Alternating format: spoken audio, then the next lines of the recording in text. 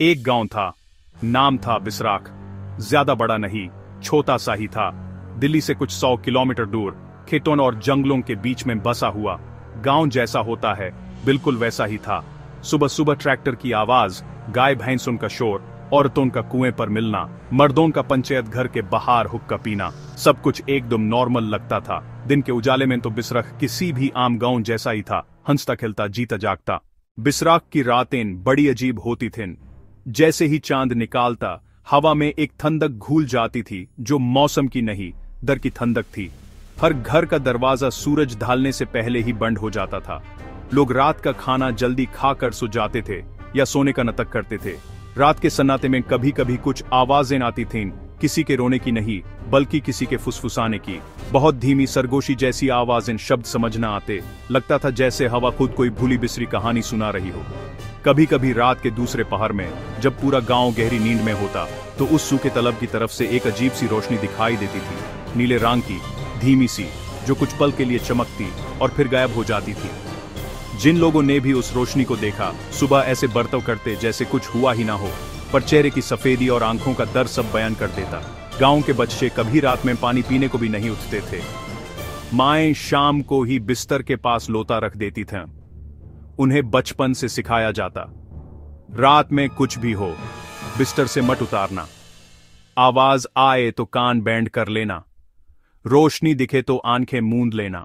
गांव के जो बुजुर्ग थे वो इस राज के सबसे बड़े पहरेदार थे। चौधरी हरकिशन, उम्र 90 के पार, गांव के सबसे सम्मानित आदमी। उनकी आंखों में एक अजीब सी गहराई थी। बच्चा आता है, नौजवान आता है, वो हिम्मत करके सूखे तलब और रात की आवाजों के बारे में पूछता। जो जैसा चल रहा है चलने दे बेटा। दूसरे बुजुर्ग भी चुप, उनकी खामोशी एक दीवार तोड़ना नामुमकिन। स्कूल में मास्टर जी ने कहा, गांव का इतिहास लिखो। सूरज जिज्ञासु लड़का। दादाजी, ये तलब हमेशा से सूखा क्यों है और सब लोग रात में डरते क्यों हैं? दादाजी का चेहरा सेफ्ट पड़ा, गुस्से में दांता। सूरज चुप हो गया। दादी, माँ, चाचा, हर बार खामोशी या दांत। गांव राज छुपाता जैसे खजाना, पर यह खजाना नहीं, एक नसूर था। उन्हें लगता था खुल गया तो गांव बर्बाद, पर राज की खौद ने गांव पहले ही बर्बाद कर दिया था। फिर एक दिन गांव में राहुल आया, वो चौधरी हरकिशन का नाती जो दिल्ली में पढ़ता था, छुट्टियों में मिलने आया था। राहुल आज की पीढ़ी का मॉडर्न सोच वाला, ये रीति रिवाज, ये डर, सब अंधविश्वास लगता था। उसने रात का सन्नाटा, लोगों की आंखों का खौफ देखा तो उसकी जिज्ञासा जाग गई।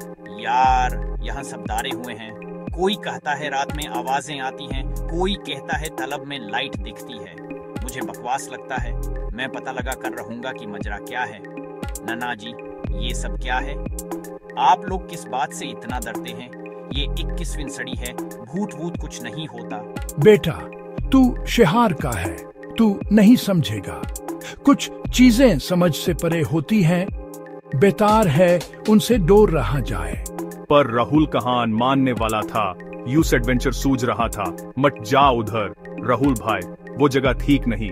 जो रात में वहां गया कभी वापस नहीं लौटा। एक रात जब पूरा गांव सो गया, राहुल चुपके से निकला।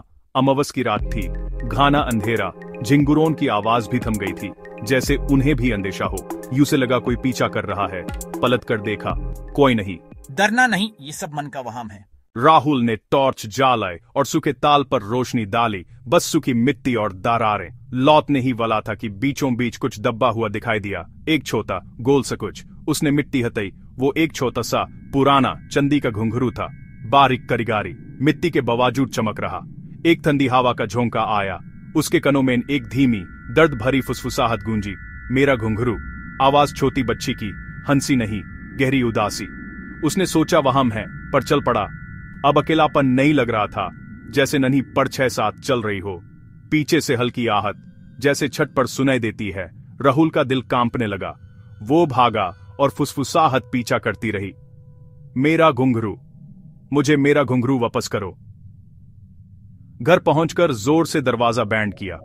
हाथ में घुंघरू बर्फ की तरह ठंडा। रात भर नींद नहीं आई। अगले दिन आंखें सूजी, चेहरा पीला।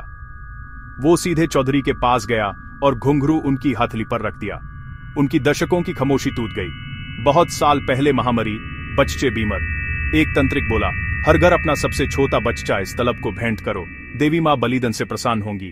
डर और अंधविश्वास में उन्होंने अपने जिगार के टुकड़ों को जिंदा दफन किया। एक बच्ची पैरों में चांदी के घुंघरू, माँ ने एक घुंघरू खींच लिया।